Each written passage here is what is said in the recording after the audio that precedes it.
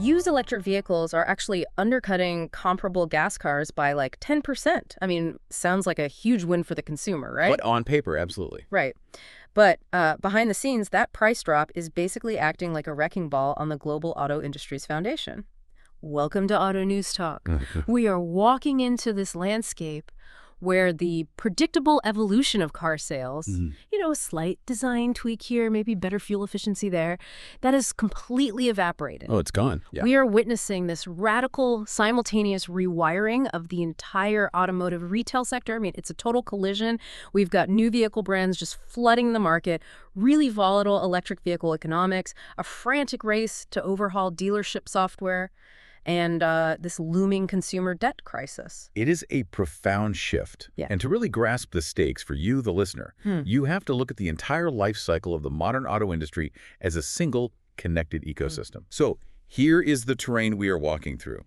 We will start right on the physical pavement, looking at the actual metal arriving on dealership lots and the stark economic realities dictating those prices. The fun stuff. Exactly. And from there, we need to move into the back office to unpack the digital plumbing required to manage all that inventory. Then we will examine the tools dealerships are adopting to protect their profit margins.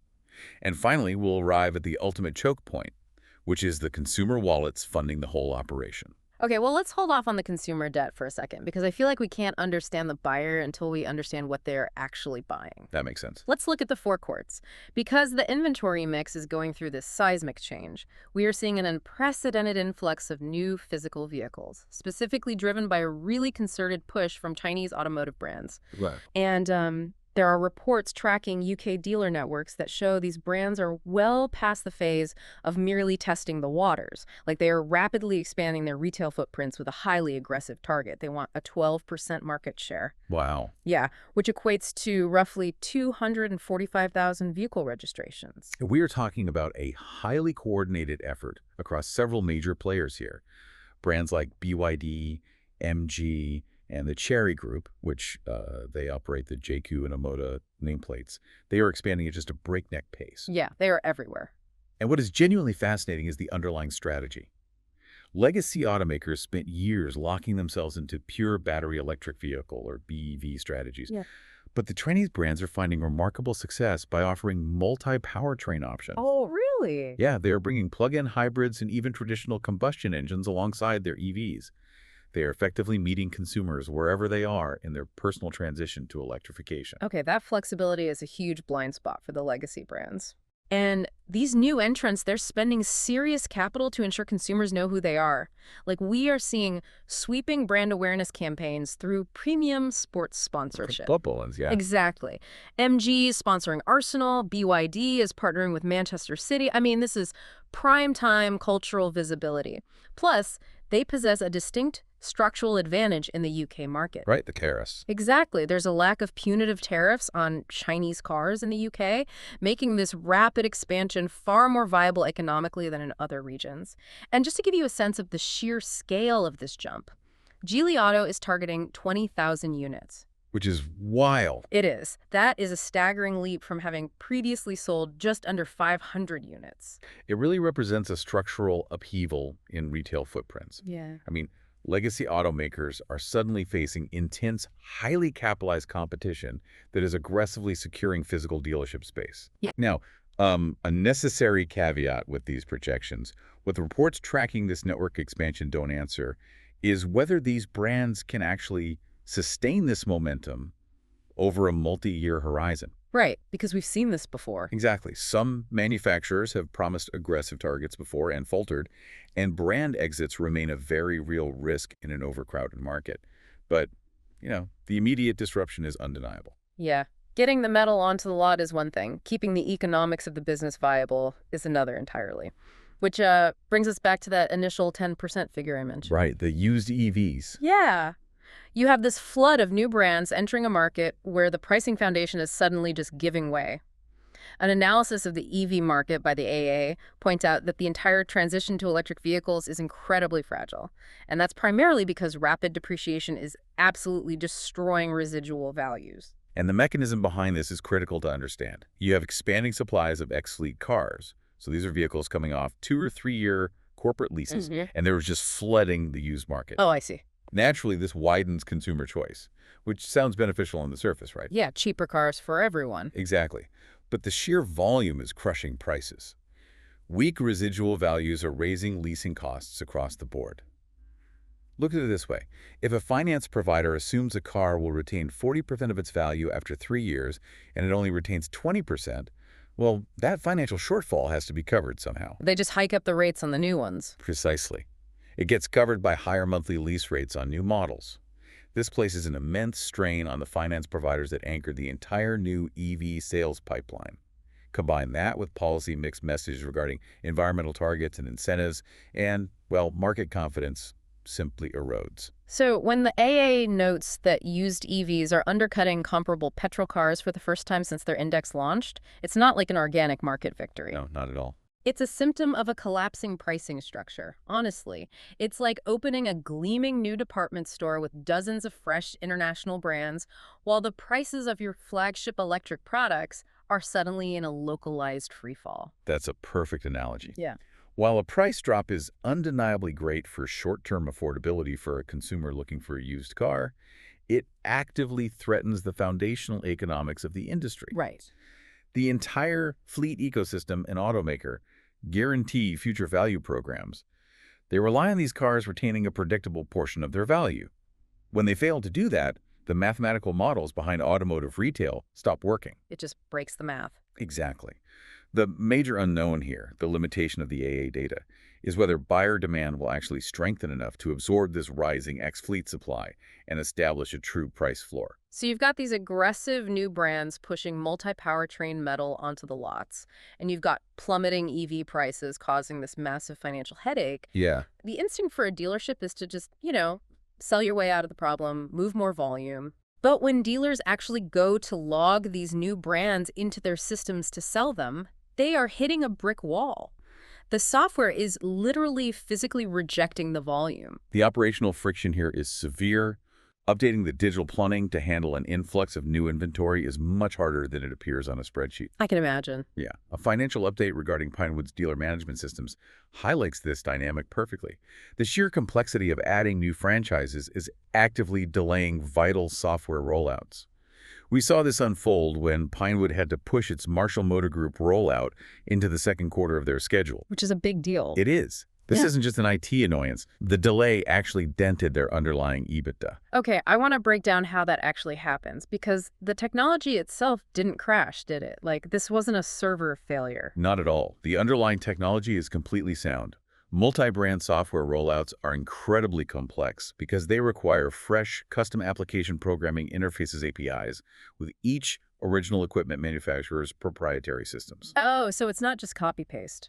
Exactly. You aren't just adding a logo to a website. You have to integrate global parts catalogs, real-time financing portals, and really specific warranty claim frameworks. The delay for Marshall was explicitly a massive scope change. Meaning they just asked for too much? Yes, they simply added multiple new brands to the pipeline all at once, which choked the integration bandwidth. Meanwhile, other rollouts, like for Lookers and for Lithia in the U.S., those are proceeding seamlessly. And the underlying 5-year agreement with Marshall remains entirely unchanged. And the specific catalyst for that scope change ties right back to our first point about the Chinese influx, right? Yep. Marshall added Geely Auto, Omoda, JQ, BYD, and Genesis to its system scope, all at the exact same time. It essentially just broke the operational timeline. Precisely. The physical reality of the metal arriving outpaced the digital infrastructure's ability to process it.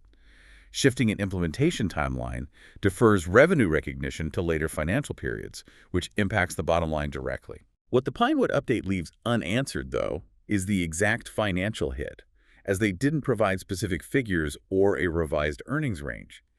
But the causal link between rapid physical expansion and software bottlenecks is glaringly apparent. Okay, so if basic operational software, just the plumbing required to actually sell a car, is becoming this cumbersome to implement and, frankly, easier for competitors to eventually replicate as coding gets more efficient, Right. how does a dealership actually protect its business?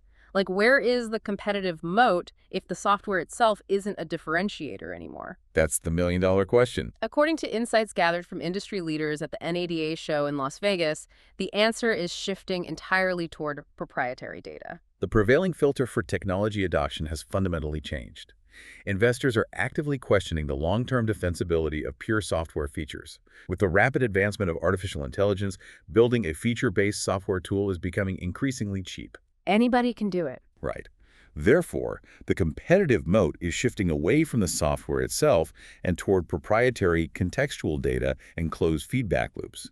Dealership tools that lack a crystal-clear return on investment are just being ruthlessly cut from budgets. There was one insight from the NAD event that perfectly captured this mentality. Someone said, generic data produces generic recommendations.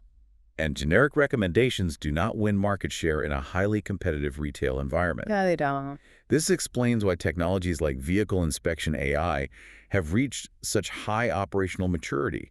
It goes way beyond being a novel feature. It creates an objective standard of truth about a vehicle's condition. Right, taking the guesswork out of it. Exactly. It offers standardization, consistency, and most importantly, consumer trust. It generates clean, proprietary data about the actual assets on a specific lot. Furthermore, U.S. operators are being heavily advised to partner with UK data providers to learn from their more mature EV market. Oh, that makes sense. Yeah, particularly regarding independent battery health data, which is absolutely crucial for overcoming consumer hesitation. Okay, let me push back on this software narrative for a second, though. If coding is getting cheaper, and everyone eventually licenses the exact same AI inspection tools and data aggregators, doesn't the technological advantage eventually just zero out? Doesn't the advantage just revert back to whoever has the deepest, most authentic relationship with the local customer? That is the exact tension the industry is grappling with. The ultimate winners will not be the operators with the flashiest artificial intelligence. Right. The winners will be those who control deeply contextual data assets, intimate knowledge of local customer trade cycles, specific service histories, regional market behavior, and use that data to make their businesses AI-proof, rather than just AI-dependent. Yeah, I like that phrasing. They will use the technology to leverage the human relationship, not attempt to replace it. This is why there was significant pushback at the event regarding AI agents running on synthetic or public data. Operators argued that without highly specific real-world context, a synthetic AI agent completely lacks usefulness on a dealership floor. Because it doesn't know the actual people. Exactly. It cannot understand the nuance of a local buyer's budget constraints. That makes total sense. I mean, you can have the most advanced algorithm in the world, but if it doesn't know your specific customer's driving habits and their actual ability to secure financing, it cannot close a transaction. Yep. And speaking of financing, that brings us to the final and frankly most alarming piece of this ecosystem. The debt. Yeah. Even with the right multi-powertrain inventory, functioning dealer software, and brilliant AI data moats, the entire industry rests on one foundational pillar: the consumer's ability to actually pay for the vehicle. And that foundation is showing deep structural cracks. This is where macroeconomic reality hits the dealership floor. A dealer survey presented by AutoPay+ exposes a deeply concerning trend in automotive financing. Extended auto loans are creating what they term an 84-month trade-in cliff. That sounds ominous. It is. To keep monthly payments palatable amidst rising vehicle costs, loan terms are being stretched out to 7 years. This loan structure is amplifying negative equity and forcing dealers to fundamentally rethink their revenue generation models. The numbers in this survey are just staggering. 64% of dealers report that over 3/4 of their customers are taking loans of 72 months or longer. Wow. Yeah, and that because of these extended terms, the vehicle depreciates faster than the principal is paid down. Consequently, 90% of dealers are encountering negative equity frequently. So the customer owes more on the car than it is worth when they attempt to trade it in. Exactly. It has reached a point where dealers view customer cash flow, not high interest rates or high sticker prices, as their absolute biggest threat. And you can see the urgency to find a workaround. To survive this bottleneck, dealers are attempting to shift away from rate-centric selling to cash flow alignment. What does that look like? Well, they're exploring structures like biweekly payments to better match a consumer's actual paycheck schedule, making the financial burden feel more manageable. Beyond that, An overwhelming 85% of dealers in the survey agree that the industry must move toward recurring, service-based revenue that extends far beyond the initial finance transaction. It's honestly like a financial treadmill that just keeps accelerating. You lower the monthly payment by stretching the loan out, but you trap the customer on that treadmill for 7 years. Right. It means they literally cannot return to the dealership and buy from you anytime soon without rolling an insurmountable amount of debt into the next vehicle loan. That is the core issue. This loan structure drastically reduces clean trade-ins and significantly slows down natural inventory turnover. It chokes the traditional sales cycle right at its source. Now, a grain of salt with this AutoPay Plus survey, what it doesn't answer is how representative this truly is. They didn't disclose their exact methodology, respondent count, or margin of error. Right, so we don't know the sample size. Exactly. So we cannot verify if this perfectly represents every demographic or just a vocal subset of the market. However, the sheer panic around extended loan terms and negative equity points to a systemic bottleneck in consumer financing that just cannot be ignored. Okay, so we've covered a staggering amount of ground here. From international brands landing on new shores to 7-year loans trapping consumers in negative equity. If you step back and look at all these moving parts, you see a system pulling itself apart in a few different directions. How do we synthesize all of this? Well, if you look closely at the underlying mechanics, 3 core themes clearly emerge. First, you have undeniable market expansion. Right. The physical landscape is widening, heavily supported by the influx of Chinese brands aiming for that 12% market share we discussed. Yeah, the flood of new metal. Exactly. Second, you have deep transition friction. The growth is anything but smooth. This is supported by the plunging EV residual values tracked by the AA and the very real operational delays in DMS rollouts seen with Pinewood. The system is physically and digitally straining. Cracking under the pressure. Yeah. And third, you see strategic adaptation. The industry knows the old model is breaking, which is supported by the NAA push for proprietary data moats and the AutoPay Plus survey showing dealers pivoting desperately toward recurring revenue models. And within those themes, there are 2 glaring contradictions defining the market. First, there's the tension between expanding choice and operational reality. Like, the market wants infinite new brands and powertrain options, but the infrastructure like Marshall's dealer management software physically struggles to integrate the complex APIs fast enough. Right, the ambition outpaces the digital plumbing. Exactly. Second, there's a profound tension between short-term affordability and long-term value. Cheaper used EVs and 84-month loans make cars financially accessible for the consumer in the immediate moment, but they actively destroy fleet residual values and trap buyers in negative equity for years to come. It's borrowing from the future to survive the present. It really is. The practical takeaway for anyone navigating this space is clear. To survive this squeeze, dealerships absolutely cannot rely on the traditional model of simply selling metal on a lot. They must evolve into data-driven hubs that capture lifetime customer value through proprietary, localized insights and recurring service models.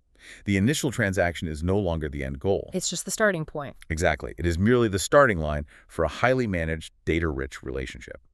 And that wraps up our journey for this segment. Thank you so much for tuning into Auto News Talk. We hope this exploration helped map out the complexities of the modern automotive landscape for you. It is a multifaceted ecosystem, but understanding the underlying economic and technological mechanics makes the disruption much easier to navigate. Definitely.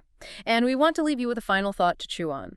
Given everything we've unpacked, the dealership of the future is going to look a lot less like a traditional retail lot with rows of static cars and a lot more like a complex, data-driven mobility hub, one that manages global supply chains, synthesizes proprietary AI data, and fosters subscription-style consumer relationships. It's a whole new world. It is. Keep a very close eye on how consumers react to this impending wave of new multi-powertrain options. Will everyday buyers embrace these new recurring payment structures the industry is trying to implement, or will they balk at stepping onto that new financial treadmill? We'll see. Thanks again for joining us on Auto News Talk. Catch you next time.